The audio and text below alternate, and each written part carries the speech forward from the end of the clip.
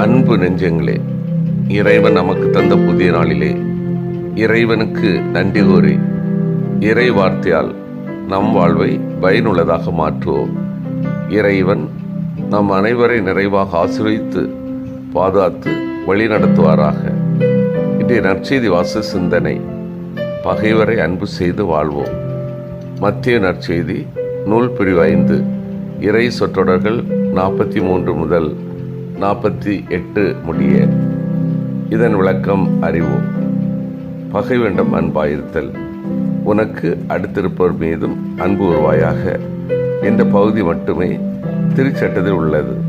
ஆனால் அதே வசனத்தில் அதற்கு முகவுரை போல அமைந்திருக்கும் பகுதியில் உன் இனத்தார் மேல் காழ்ப்புணாதே என கூறப்பட்டிருப்பதால் அதற்கு விளக்கம் கூறிய நபிகள், உனக்கு அடுத்திருப்பவர்கள் என்பது ஏனைய இஸ்ரேலரை மட்டும் குறிக்கும் என விளக்கினார். இஸ்ரேல் அல்லாத அயல் இனத்திடம் பழிக்கு பழி வாங்கலாம், அவர்களுக்கு வட்டிக்கு கடன் கொடுக்கலாம் என்றெல்லாம் போதித்தனர். ஆனால் ஆண்டவரோ இத்தகைய திருமறைநூல் பகுதிகளை சாராமல், அந்நியனுக்கு நீ தொல்லை கொடுக்காதே, அவனை கொடுமைப்படுத்தாதே, ஏனெனில் எகிப்து நாட்டில் நீங்களும் அந்நியராயிருந்தீர்கள் என்பது போன்ற பகுதிகளை சார்ந்து விளக்கம் தருகிறார். எனவே அவரது கருத்தின்படி யூதர் அல்லாத வேற்று இனத்தவர்கள் படைக்கப்பட வேண்டியவர்கள் அல்ல, அவர்களும் அன்பு நீதிக்குட்பட்டவர்களே. இன பகை வர்க்க பகையாகவும் ஒளிந்து விடுதலை வாழும் சமத்துவம் நிலை பெற வேண்டும் என்பதே அருள்மிகு இறைவன் திருத்திட்டம். அன்பார்ந்தவர்களே, இறைவனின் இறை பண்புகளில் ஒன்று அவர் அனைவருக்கும் பொதுவானவர், அனைவரையும் சமத்துவமாக நடத்துவர் என்பது. எனவேதான் அவர் நல்லோர் மேலும் தீயோர் மேலும் தம் கதிரவனை உதித்தெழ செய்கிறார். நேர்மையுள்ளோர் மேலும் நேர்மையற்றோர் மேலும் மழை பொழிய செய்கிறார். இறை தந்தையின் இந்த இறை இயல்பிலிருந்து நாம் 3 வாழ்வியல் பாடங்களை கற்றுக்கொள்ளலாம். ஒன்று, இறைவன் இவ்வுலகில் உள்ள அனைவருக்கும் தந்தை. எனவே யாரையும் நாம் தீர்ப்பிடவோ பழித்து பேசுவதோ கூடாது, மாறாக அனைவருக்கும் வாழ்த்து கூறுவோம். இரண்டாவது, இறைவனின் நன்மைகள் ஆசிகள் அனைவருக்கும் உரியவை, அதற்காக இறைவனுக்கு நன்றி செலுத்துவோம், யார் மீதும் பொறாமை கொள்ள வேண்டாம். மூன்றாவது, யாரெல்லாம் நன்மைகளை அனுபவிக்கிறார்களோ அவர்கள் தீயோராக இருந்தாலும் கூட அவர்களும் இறைவன் ஆசி பெற்றவர்களை என்னும் மனநிலையை வளர்த்து கொள்வோம். விண்ணில் இருக்கிற நம் தந்தையின் பிள்ளைகள் ஆவதற்கு நம் அனைவருக்கும் ஒரு அடிப்படை தகுதி தேவைப்படுகிறது. குழந்தைகள் தங்கள் பெற்றோரை பிரதிபலிக்கிறார்கள். நாம் கடவுளின் பிள்ளைகள் என்பதை எதிரிகளை நேசிக்க தொடங்கும் போது காட்டுகிறோம்.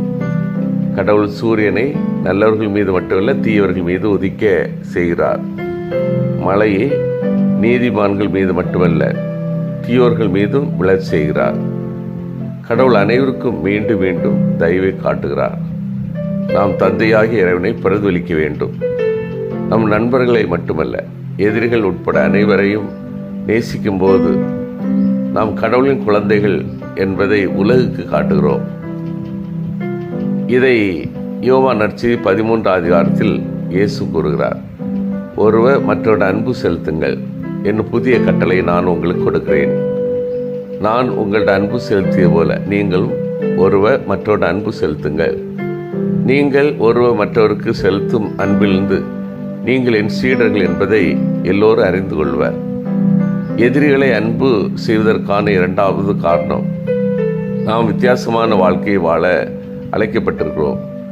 நம்மை நேசிப்பவர்களை மட்டுமே நாம் நேசிப்போம் என்றால் அப்படி என்ன பெரிதாக செய்துவிடப் போகிறோம்? நாம் நம் நண்பர்களை நேசிப்பதாலும் நமக்கு நல்லது செய்பவர்களை நேசிப்பதாலும் கடவுளின் கட்டளையை நாம் உண்மையில் பின்பற்றுகிறோம் என்று நினைக்கிறோம். இந்த சிந்தனை தவறானவை என்று இயேசு கூறுகிறார். உங்களை நேசிப்பவர்களை நீங்கள் நேசிப்பதில் உங்களுக்கு என்ன பெருமை? உங்களை நேசிக்கும் நபர்களை நேசிப்பது எளிதான செயலாகும். உங்கள் எதிரிகளை நேசிப்பதுதான் கடினமான செயல். உங்கள் நட்பு வட்டம் மட்டுமல்ல, மற்ற கிறிஸ்தவர்களுக்கு மட்டுமல்ல, அனைவருக்கும் இரக்கம் காட்டுங்கள். பிறர் நமக்கு எதிரியாக இருந்தாலும் அவர்களை பற்றி முதலில் சிந்திக்க வேண்டும். அவர்களை மன்னிக்கும் போது அவர்கள் நம் இரக்கத்தை பெறுகிறார்கள்.